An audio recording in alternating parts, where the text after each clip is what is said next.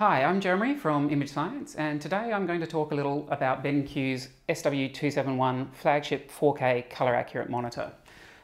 This is a real favourite of ours, and this here that I have today is our demo model that we have here at Image Science. You're always welcome to come in and have a look at it, and even to attach your own computer to make sure that it's going to work well for you. This monitor is really an example of a new type of monitor, a 4K color accurate monitor, and there's really not many examples of that to date. It's incredibly keenly priced at $16.99, and it has all the features that professional image makers are looking for. It's 4K, so that means it's 3840 by 2160 resolution. Technically that's UHD resolution. It is an Adobe RGB gamut monitor. It features direct hardware calibration. It has all the modern inputs that you could possibly want, including USB-C. And basically it's just an extremely cost-effective and high-quality package for color-accurate work.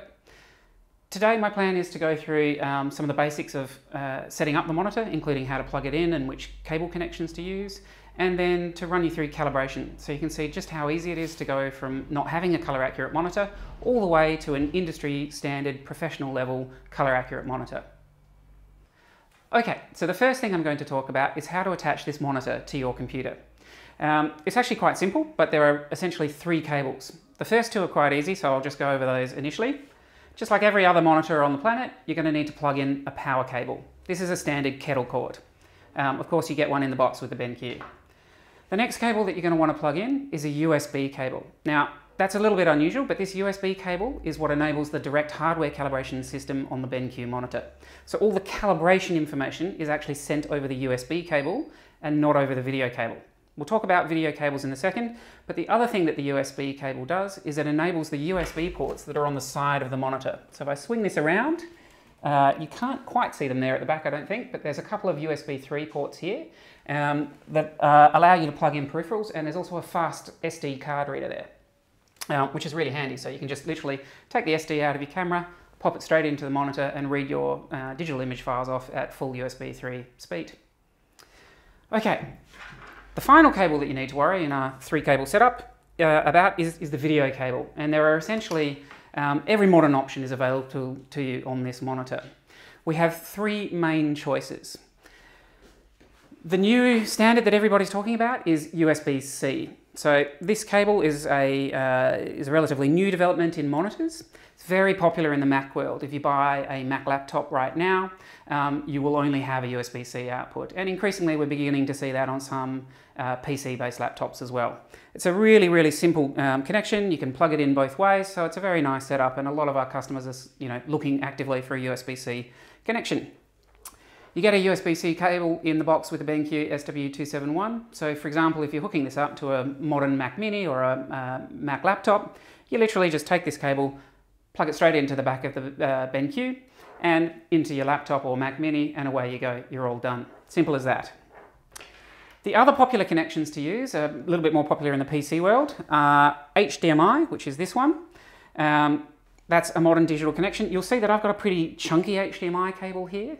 HDMI cables are notoriously unreliable things. There's a lot of low quality HDMI cables in the world. So for me personally, I always choose to invest in a really good quality, thick cable from a known supplier, just to make sure that I'm not going to have any weird connection issues that HDMI is a little bit notorious for. Ideally, if you can avoid HDMI, you would go for DisplayPort, which is really kind of the PC standard modern video connector. And overall, of all the possible connections, it's the one we favor the most. DisplayPort has this great little locking pin system. When you put it in the monitor, these little pins flick out and the connector is locked into place. So there's just no chance of the connector falling out the back of the monitor, as sometimes happens with HDMI and USB-C. In terms of data transport, in terms of the actual video signal that those three cables can transmit to the monitor, they're all functionally identical. They can all do 3840 by 2160 resolution at 10-bit color depth at 60 Hertz. All of them are capable of that, but of course the other aspect to that is making sure that the computer that you're attaching to can perform those things as well.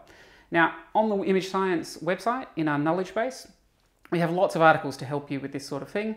We have an article called About Monitor Connectors that's got images of all the possible cables and hookups, and a quality-based ranking of which cable you should use and when to make it really easy. We have an entire article dedicated to achieving 10-bit color with modern monitors, and really all the sorts of resources you can need. But of course, if you ever do get stuck, you just hop on the phone and give us a call. We are very happy to help with that sort of thing.